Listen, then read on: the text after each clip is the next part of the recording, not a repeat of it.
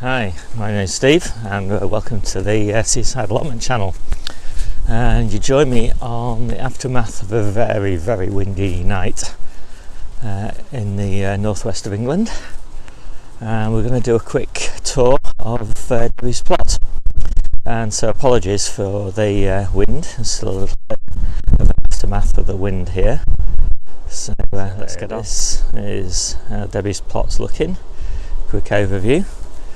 We've got quite a lot of compost here now, and this lovely little flower border that Debbie's built down here, and these irises are looking absolutely gorgeous, and her shed has survived, and she's got a few berries down the side here which are starting to come into their own. We've got a cherry tree here and an apple tree here which she's trained. The New Zealand spinach is still doing pretty well. We've actually got some celery here as well, which is forming a decorative function at the moment, although at some point she'll probably pick it. But it's amazing, this New Zealand spinach. I mean, there's only 4 plants or something here, and it's pretty much taken over the whole bed, and we're currently feeding a lot of people with spinach from this bed and the bed on my plot. Got a few beans here, not much left, probably won't last very much longer, and we've had some really magnificent sunflowers on Debbie's plot, but we're pretty close to the end of the sunflowers. We lost one a few days ago, we lost one in the winds today, so quite pleased that we still got them. So Debbie's made a little herb bed here. We did have a cauliflower here, but basically it was just all leaf and there was no sign of the flower head forming, so we decided to sacrifice that, and we've planted a lot of lamb's lettuce in this bed. Well, I planted it the other day. I love lamb's lettuce in winter especially. It's just one of the best, and the fact that you can grow it outside without any cover at all really makes a difference. I just love the way that Debbie's making all of these beds ornamental as well. It's fantastic.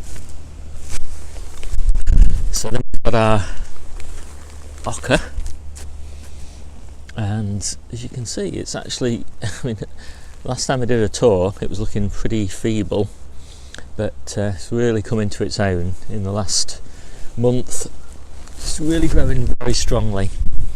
We've interplanted it with a few lettuces and things in the corners. So in this bed we've popped a few flowers in, but the main thing is we've got winter miner's lettuce or winter purselane, and some just little clumps, but these should grow into fairly substantial plants. So again, another really great winter salad crop. And then we've got the kale and the broccoli. So I actually prefer curly kale, but this Nero, black Nero, it does look quite nice in winter and it's in good condition, and so I think I'll start cropping this for my smoothies. Obviously some of it's got a bit of this white, I'm not really sure what this is, whether it's white fly or whether it's a fungus or something like that, but these leaves will come off.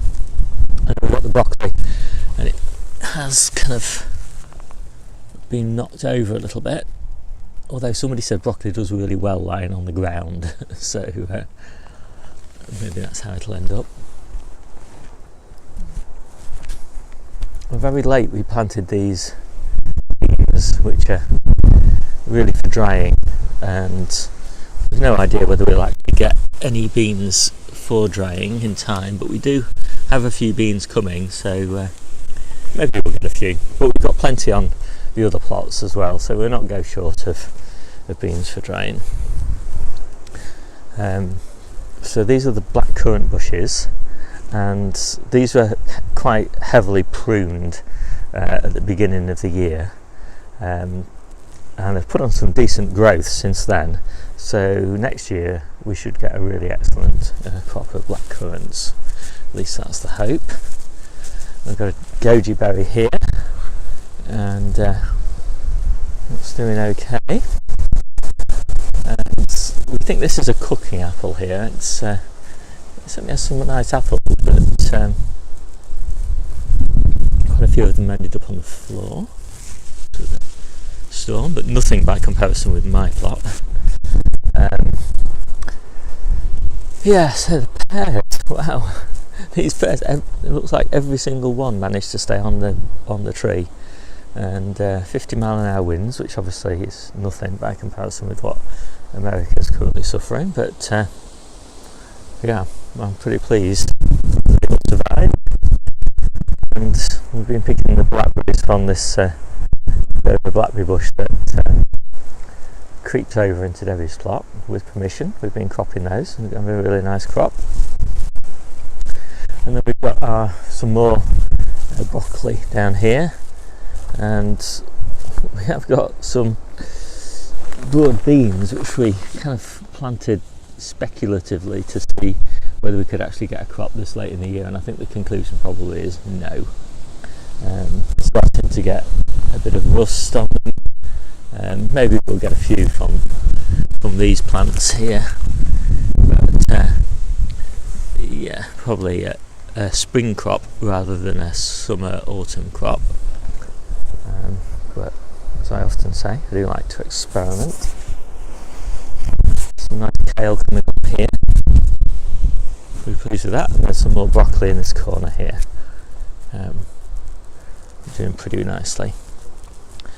The rhubarb, which we planted in the summer, Debbie planted in the summer, that's really come on, so it looks like it's pretty well established now, so we might get a crop next year from that.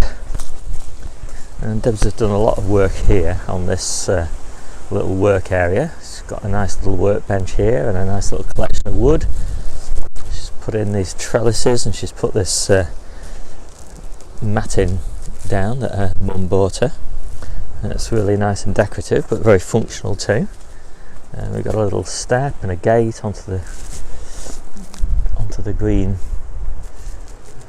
path that borders our dike, and this dike's pretty important for draining the site, and this path is really nice, and it's nice to have quick access. We've got some friends who have a plot just over here, and a nice lady here who's often chatting, who really loves her allotment, so it's nice to have access.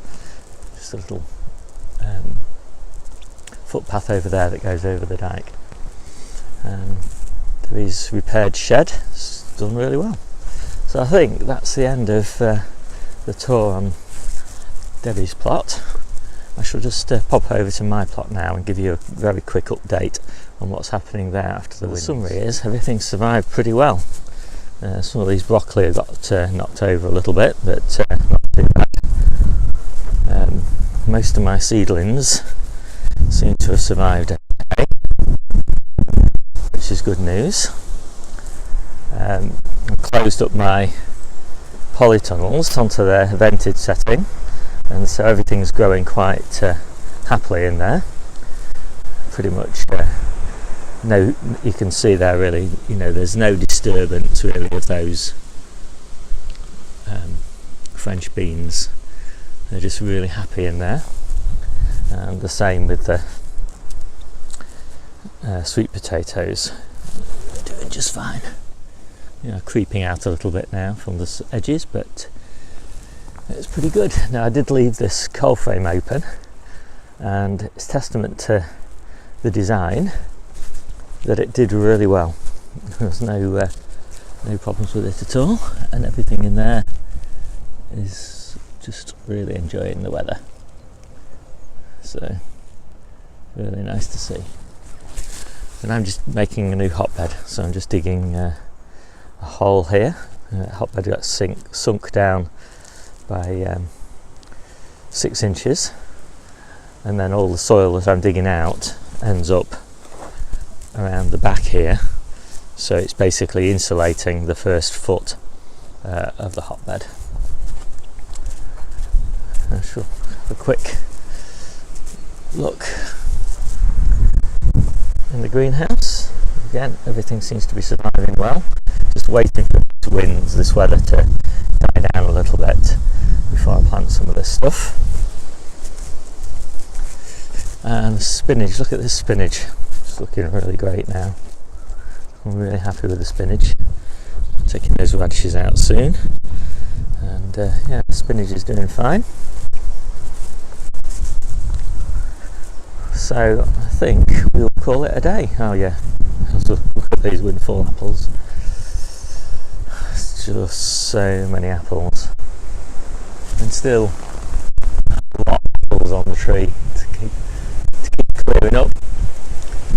I compost the apples.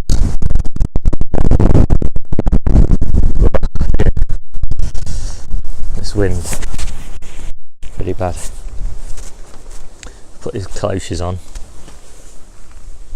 to give some protection to my summer purselane and a few little lettuces down there. Pretty pleased with the strawberries, still doing fantastically. And my autumn fruiting raspberries are also starting to grow. So I'm really happy with that. They're looking really good. I cropped them yesterday, so there's not much to see. Okay, so that's it. So next tour will be so Debbie's plot and my plot. Goodbye, and we'll see you soon.